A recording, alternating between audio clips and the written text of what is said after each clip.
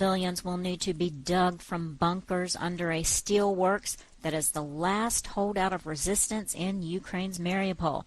That's what Ukrainian President Volodymyr Zelensky said on Thursday after a Russian bombardment that has littered the area with concrete debris.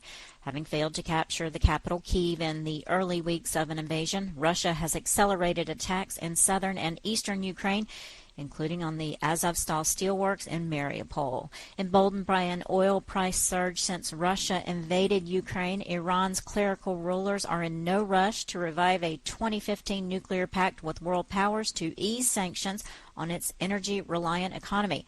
That's what three officials familiar with Tehran's thinking said. Last year, the Islamic Republic engaged in indirect talks with the United States as a route to canceling U.S. sanctions that have gutted revenues and dramatically worsened economic hardships for ordinary people. An Italian parliamentary panel has opened an investigation into disinformation on television amid a heated debate over the frequent appearance of Russian guests on the country's news programs during the war in Ukraine.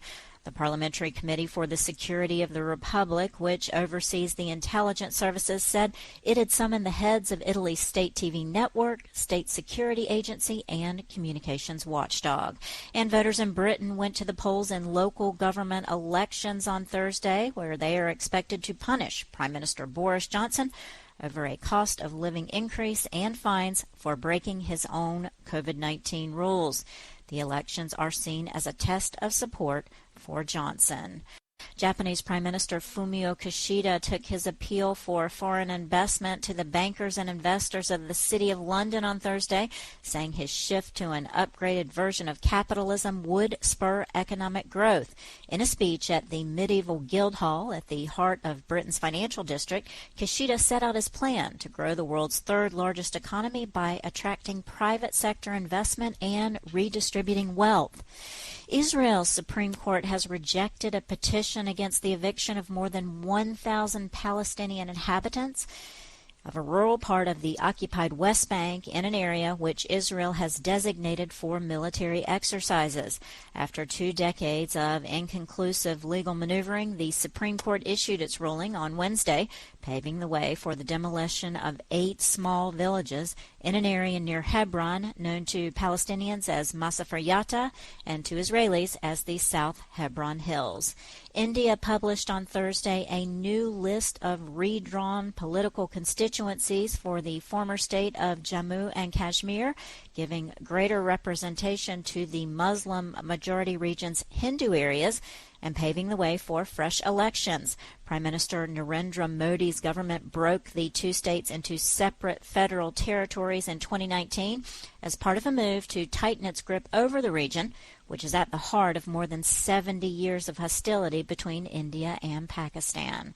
Families of more than a dozen Americans detained abroad are pressing the administration of U.S. President Joe Biden to act more decisively to secure the release of their loved ones, and called on the government to put patriotism over politics. In a park next to the White House, daughters, sisters, and wives of detainees in Iran, Russia, Venezuela, and elsewhere gathered, holding pictures of their loved ones. They made impassioned speeches urging the administration to use all its tools to bring detainees home. With more U.S. residents expected to travel this summer as COVID restrictions ease, demand is expected to strain capacity in the travel industry and push prices up. Airlines, hotels, rental car companies, and booking sites all reported a surge in demand for their services in the latest batch of company earnings, but at the same time, many of those companies face a tighter labor market and limited volume as they move to restart operations after more than 2 years of depressed demand due to that pandemic.